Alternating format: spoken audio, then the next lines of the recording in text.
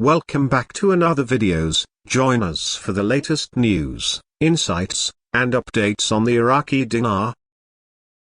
Don't forget to like, subscribe, and share your thoughts in the comments.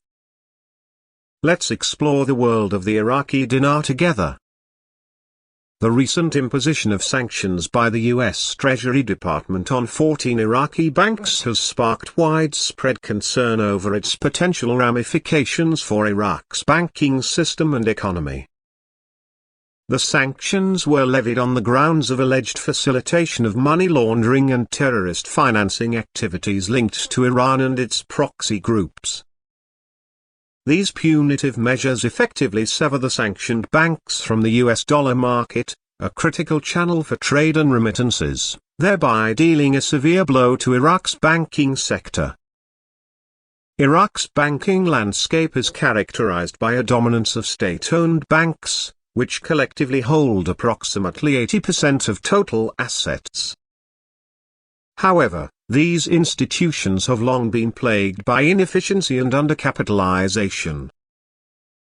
In contrast, private banks, predominantly Islamic, have witnessed rapid growth in recent years. Nonetheless, they grapple with myriad challenges, including weak regulatory oversight, diminished public trust, and restricted access to credit. The U.S. sanctions exacerbate these existing vulnerabilities, potentially destabilizing an already fragile banking ecosystem. The timing of these sanctions compounds the predicament for Iraqi banks, coinciding as they do with the confluence of multiple crises. The COVID-19 pandemic has inflicted significant economic strain globally, exacerbating Iraq's pre-existing vulnerabilities. Plummeting oil prices, upon which Iraq heavily relies, further exacerbate economic woes. Moreover, political instability continues to cast a shadow over the country's prospects, creating an environment of uncertainty and apprehension. Proponents of a more sanguine outlook, such as economist Manu Dagher, offer a contrasting perspective. Dagher contends that the sanctioned banks represent a relatively minor fraction of Iraq's overall banking assets and deposits. He asserts that the central bank possesses adequate reserves and mechanisms to buttress the liquidity and solvency of the banking sector. Furthermore, Dagher views the sanctions as a potential catalyst for enhancing compliance and governance standards within Iraqi banks. He suggests that this adversity may spur these institutions to explore alternative markets and currencies, thereby fostering resilience and adaptability. However, the optimism espoused by Dagher is tempered by broader concerns regarding the systemic implications of the sanctions. While it is true that the sanctioned banks may not encompass the entirety of Iraq's banking sector, their exclusion from the US dollar market reverberates throughout the financial ecosystem.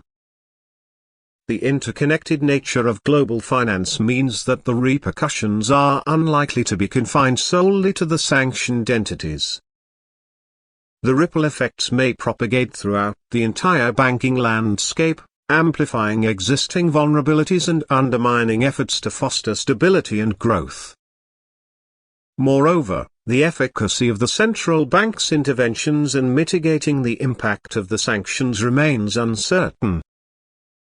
While reserves and tools may offer temporary respite, they do not address the structural deficiencies that plague Iraq's banking sector.